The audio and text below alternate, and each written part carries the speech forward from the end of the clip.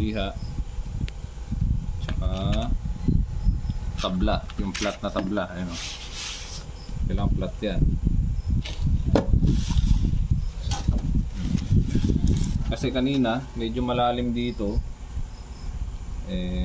medyo na-flat ko na siya. Gumamit ako ng itong sa tambucho niya, ano ba tawag dito?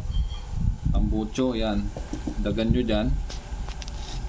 Yan, para patag yung kanyang, para pantay yung kanyang bigat.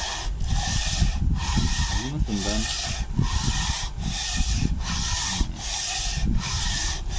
Siguro nakakulang isang oras na ako kagaganito. Kasi 1.8 din, 1,800 yung pare-face, no? So, medyo masakit din sa bulsa. Kung magtitipid kayo, liha lang. Magkano lang liha? 20 lang. Saka yung pagod lang. Diba? Nakakapag Facebook nga tayo ng 2 oras eh. Pagtsagaan na lang natin to. Kaya lang, iisa lang yung nabili kong liha. Ubus na, bibili na ako bukas. Siguro naman sa 2 oras mapaplat na natin lahat yan. Mga sir, ayun o, pumapatag na siya o. Kanina malalim dito, pumatag na siya. Tapos dito kanina malalim dito. So, ganito lang mga sir yung proseso ng DIY resurfacing, ano. 100 pala yung liha na ginamit ko. 100, number 100. 9 pesos lang pala yung ganitong liha. Ayun o, 9 pesos. Oh. 100. Hindi, number 100 yung talim noong liha.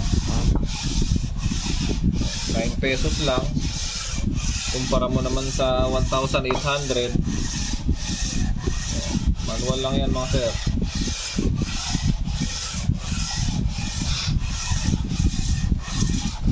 Yun lang. DIY.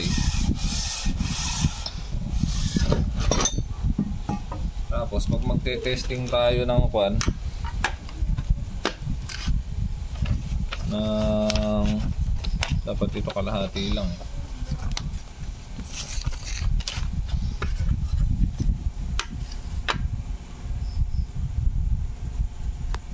Dapat madaling mahila. Medyo ano na siya, nakakapit na siya. Ibig sabihin medyo goods na, ano. Medyo goods na siya. Kasi nahihila na siya, oh. Oops.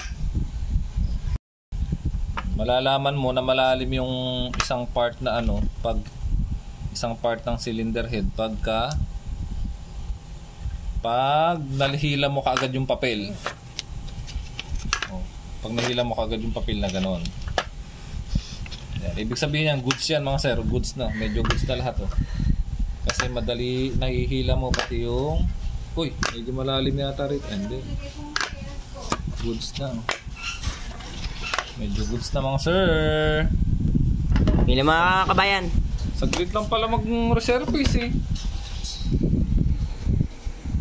Okay. Ito lang, medyo malalim pa rin. Kodi. No! Maputi! Konti.